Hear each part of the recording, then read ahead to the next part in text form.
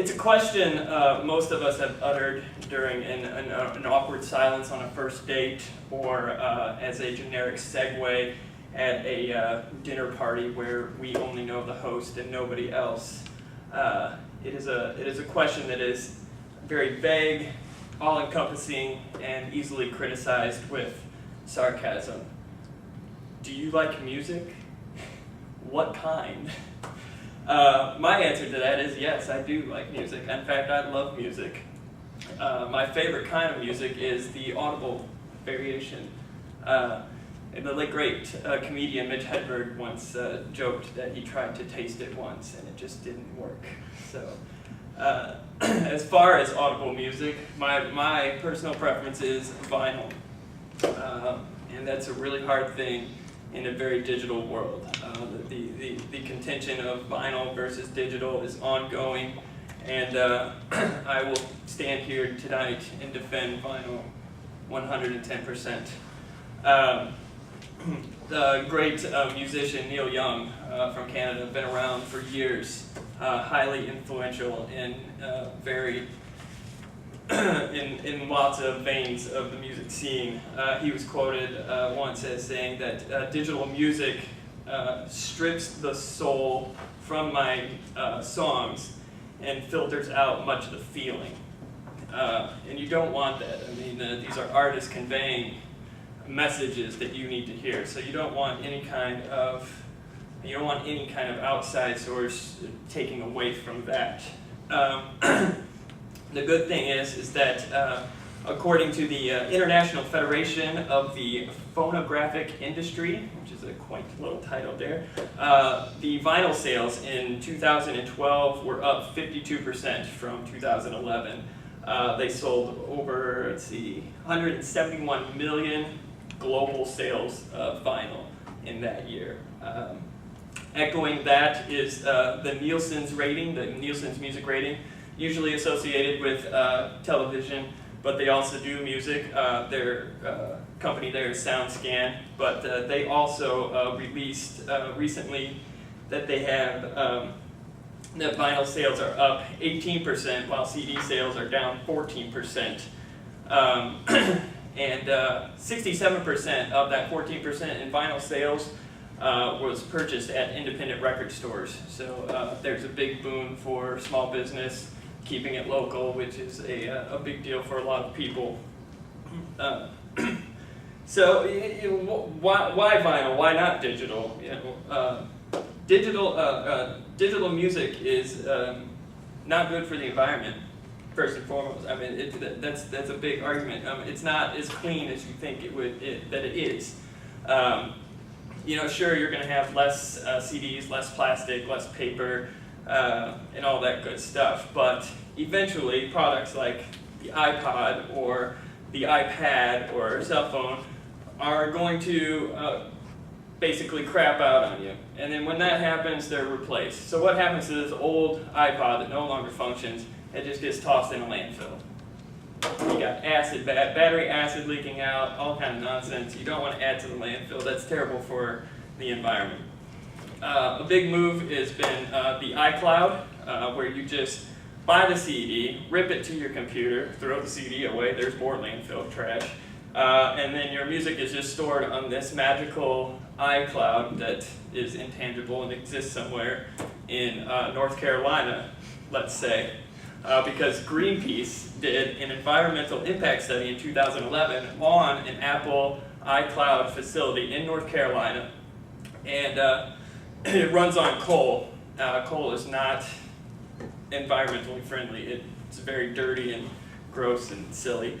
But their study showed that the amount of energy that is put into this one facility for the iCloud is enough energy to provide for 80,000 households in the US or 250,000 households in Europe.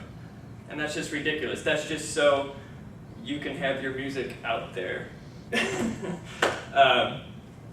The other reason I like vinyl is that, again, it goes back to that tangible, that real. It's here. I can physically see it.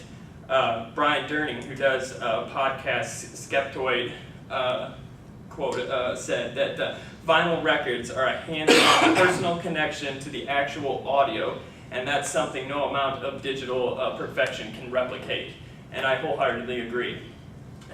You'll often hear audiophiles say rich, warmer sound. It's like a blanket enveloping you, and that's true. That's very true, and that's why we need vinyl as opposed to the digital. We got to have that feeling, that connection.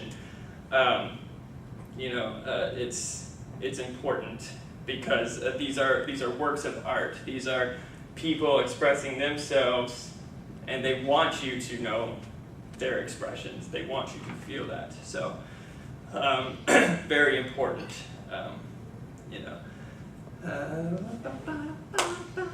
Washington Post. The Washington Post recently, last week, as a matter of fact, it was the April 11th edition of the Washington Post, 2013. They cited that they have an increase in, there has been an increase in digital downloads, but vinyl was making headway because now vinyl is packaged with coupons or codes that you can use to get your digital downloads. So if you don't want to haul your turntable and records around with you everywhere you go, you can get the digital download on MP3 and put it on your iPod and take it with you. So it's not saying that, it's not completely outsourcing digital and saying it's bad, but it is promoting vinyl in a very good light. So I appreciate that. The other great thing about vinyl is that you get this great aesthetic, you get this artwork. So you're not only getting the art of the music, but you're getting the actual album art. You can see here is my ELO. You've got awesome bright colors, you've got liner notes, you've got everything you need. Goodbye Yellow Brick Road, fancy pictures, got the lyrics, got everything. You go over to your iPod, and it's like file not found. Here's a great picture. This is really super exciting. I want to listen to this every day. No, that's stupid. All right. So not only are you getting this warm, comforting blanket from the music, but you're getting this awesome visual as well. And the other beautiful thing about the vinyl records is that there is no shuffle button. You can't just randomly pick which songs you want to listen to. You have to set the needle down and let it play through. And a lot of these records, some examples, Pink Floyd's The Wall, or the Who with Tommy or Quadrophenia. These are concept albums. These are whole stories being told throughout the entire 12 songs or what have you. And it makes you listen to it in that way. I mean, you wouldn't go to a movie and watch the last 20 minutes and then watch 15 minutes in the middle and then the first 3 minutes. You don't want to watch it out of sequence. It doesn't make any sense, unless it's Memento, and but that's just a kitschy little fun thing to do. But you don't read books out of order. You don't read chapter 17 and then you read chapter 2. There's just no logic to it. So the other great thing about vinyl is that it promotes that. It takes away from being able to skip over songs and just picking your favorites. That way you get the full effect of the artist. So the next time you're out there, I strongly advise you to consider starting a vinyl collection and see if that doesn't change your mind about music, because I really believe it will. I told you before when you first met me that I am an analog guy in the digital world, and I still hold true to that tonight. Thank you.